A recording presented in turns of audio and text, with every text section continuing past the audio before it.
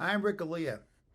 Years ago, a movie came out called All the President's Men, and one of the famous lines out of that movie was "Follow the money." Years later, a movie came out about a sports agent named Jerry Maguire, and a famous line out of that movie was "Show me the money." When I think of our Congressman Mike Kelly, I think of both those lines. Mike Kelly has received a lot of campaign donations over the years from special interest groups, corporations, things like that. So you have to wonder how they would affect his votes. So let's take a look at a few. Mike Kelly voted against strengthening the criminal background check system, which is used to screen people who want to buy handguns. He voted against closing the boyfriend loophole concerning weapons. He voted against closing the gun show loophole. He voted to prevent the National Instant Crime Background Check System from getting information from our Social Security Administration concerning data about individuals who receive certain federal mental health benefits. In other words, you had a person mentally ill and wanted to get a gun. Kelly blocked our background check system from getting that information from Social Security.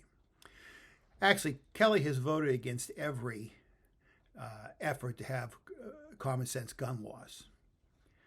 The National Rifle Association has spent $152,000 to support Kelly during his political career.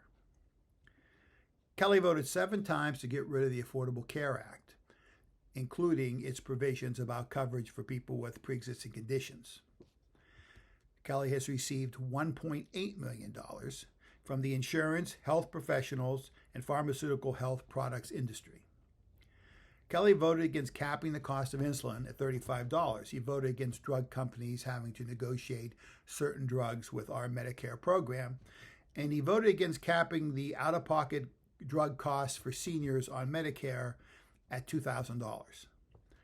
Drug companies have given him $292,000 in his career. Kelly has refused to address the issue of climate change. As a matter of fact, he supports deregulations that actually contribute to the crisis, and he cheered on when President Trump took us out of the Paris Climate Agreement. In his career, Kelly has received $881,000 from the oil and gas, mining, and electric utilities industries. Kelly voted to kill a federal regulation that would make it easier for Americans to bring class action lawsuits against banks and other financial institutions they thought cheated them. In other words, getting together to bring a class action suit against a big bank or financial institution, as opposed to having to do it individually or use some other method to try to get your money back. Kelly voted against that, and commercial banks have given Kelly $268,000. Kelly has voted against campaign finance reform. In his career, Kelly has received $11.6 million in campaign contributions, including $6.4 million from political action committees, and he's also gotten $291,000 from lobbyists. Now, if you don't believe me, you can go online and check all this. Just go to the Center for Responsive Politics, which is opensecrets.org, Kaiser Health Network, or the Federal Election Commission websites, and you could do the research yourself.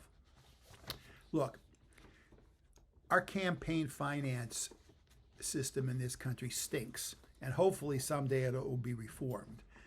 But until then, we have too many members of Congress who have received too much money from special interests. And the concern, of course, is that will they vote to help their special interests, or that will they vote in the best interest of their constituents?